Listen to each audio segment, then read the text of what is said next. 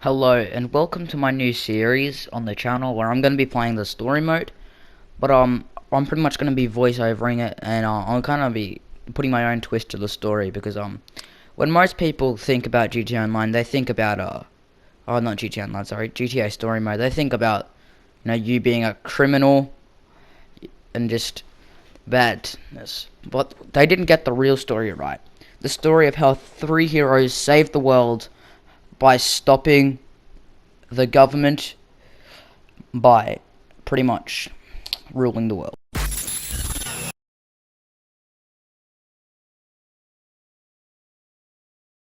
Now, our hero Franklin here works for none other than Chandler from Mr. Beast. I know he looks a little different, but that's because of all the 24-hour challenges he's been doing lately. Yeah, it's had a big toll on him. So, basically what Chandler has done with his life after being sick of 24-hour challenges is he runs a car dealership now. And Franklin works in the repo section, and he tries to help his buddy Chandler all he can, because Chandler's been through a lot. Being friends with Mr. Beast, you would be through a lot. But Franklin also has a friend called Lamar. Now, them two are inseparable. They're best buddies.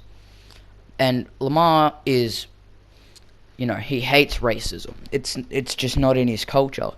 He's never even said the N-word. That's how amazing this guy is. He's like one of those hippie people that hug the trees. Weird. Now, Lamar and Franklin have been pretty much racing to the top position since the day they were born.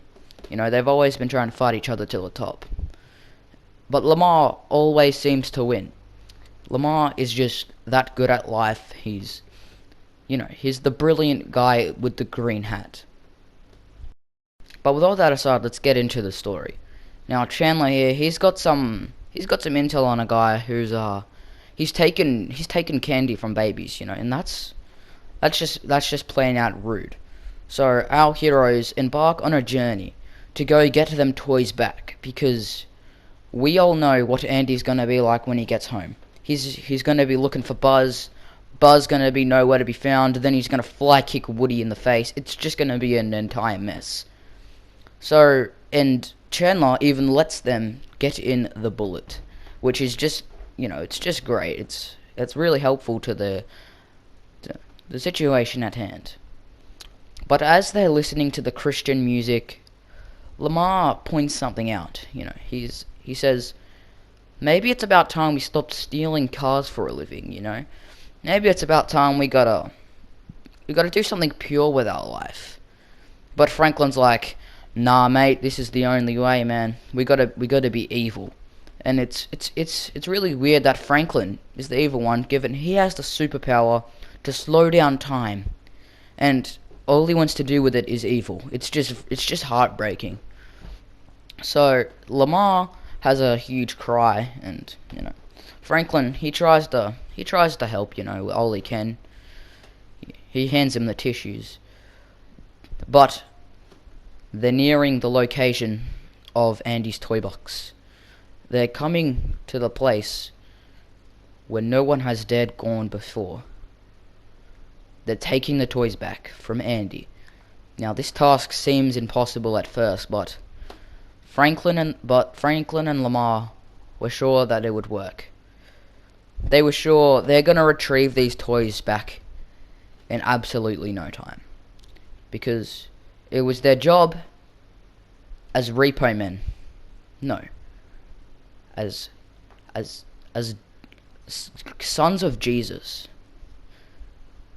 They knew this was the right call to make. They knew that they had to do it no matter what. Besides that, Franklin uppercuts this guy to the jaw as Lamar pretends he did it, because, Lamar being a child of Jesus, but he's still got to have that rep, He's still got to be respected among the streets by the home dogs. He's a bit of an attention seeker, not gonna lie, but we still all love him. As they're nearing the location of Andy's toy box, They have a conversation, yet again, about if this is the right call to make. Lamar gets kind of... Franklin gets kind of sick of Lamar keep talking about this, and he says, if you don't shut up about this, I'm gonna take this pistol in my pocket and shoot you 10 times in the face. But as that happened, they said, we're near the location of Andy's toy box. So Franklin, he decides he's gonna go in, because you never know. And for some reason, Andy's keeping body armor in one of his toy boxes, which is just insane. Like, they think Andy is, he's doing some weird stuff. He's doing some aggressive murdering.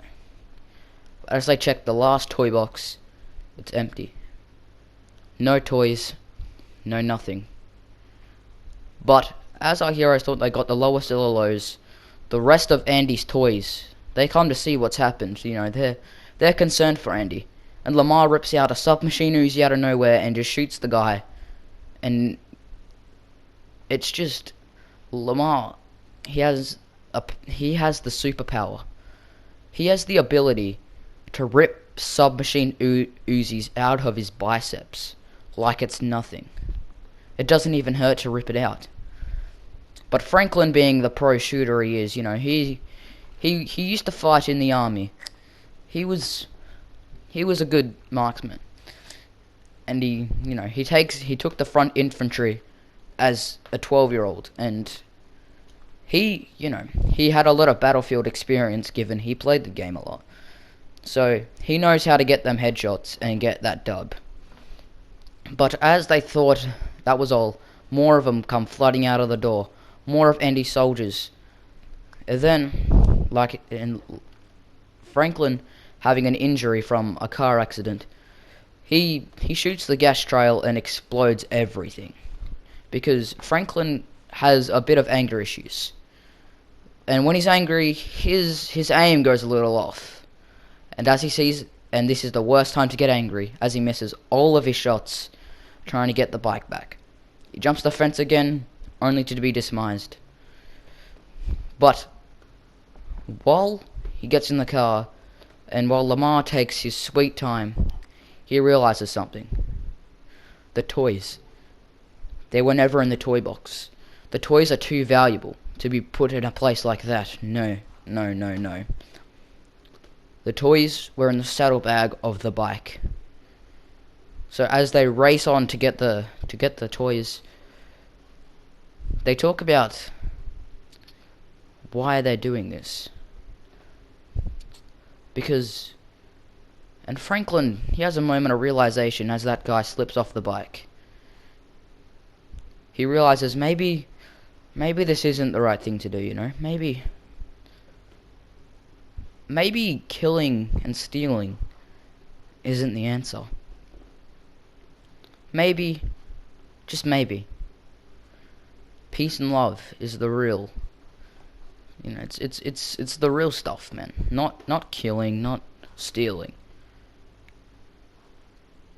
It was like a lightning bolt. It struck him in the head, and it made him think on all the way to the drive to the car wash. And it made him realize that maybe Chandler should forgive Mr. Beast, Maybe 24-hour challenges aren't so bad after all. As they bring the bike, Franklin and Lamar have a conversation about what to do with the bike. Lamar says that we should return it in, because we should return it to Andy's toy box, because it was never Andy's fault. It was always Chandler. And Franklin says, no. We should keep the bike in protest, because what Chandler's doing is wrong. And Lamar says, yeah, alright mate, I'll take the bike and you can take the $1 million sports car. And Franklin accepts the offer. He takes it as sort of a peace treaty. And he promised that he was going to go to Chandler and tell him what was right. He was quitting from Chandler's luxury autos. As Franklin returns to Chandler, he tries to talk it out. He says, I'm quitting, man. I can't do this anymore. It's just not right. And Chandler, he says, well, if you're quitting, you need to do one last job. One last job for you and Lamar if you're going to quit. Franklin, he agrees, He's not too sure. He just wants out. Now, this task that Chandler has set was an impossible task. He wants him to get a car back from Mr. Beast. The man himself, Mr. Beast. On the long ride there, he tries to think about what he's gonna do when he leaves, Is he gonna be a movie star? Is he gonna be a millionaire? Is he gonna work for the police? But that decision would have to be made, because he had made it to Mr. Beast's new establishment. See, it was an okay place, but it didn't really feel like a home. As Franklin checks on Mr. Beast to see exactly what he's dealing with here, he sees that Mr. Beast has gained a little bit of weight. He's put on a few pounds. He's been eating at his own restaurant a lot, and he's second guessing whether he should do it. But he's already in the garage and unlocking the car. He's driving to the dealership as Simeon calls. Franklin says, I've got the car. I've got the car. What do you want me to do with it? He said, just bring it back to the dealership and your jobs are done. Your job's done. But that was never it. See, how could Franklin realize something as this man pulled a gun on him? It's Mr. Beast. Obviously someone was going to be doing a 24-hour challenge in that car. Franklin had just been set up. Franklin, he's been undermined as a human. He feels a little sad now, because it's just why would Chandler do that to anybody? Why would Chandler want to hurt Franklin? Franklin's done nothing to him. All he's done is he's been loyal. He's been bringing them cars in. But as the car is parked outside the dealership, the man in the blue shirt requests he drives into the window. Franklin asks why, but the man in the blue shirt, he doesn't want to answer. So Franklin puts the car into gear and drives directly into the window. Chandler, as you can see, is less than happy about this. But the man in the blue shirt, he was an ex-UFC fighter. He knows how to beat the crap out of people he doesn't like. So, with Simeon out of the way, their life, it was finally complete. And at least that is what they thought.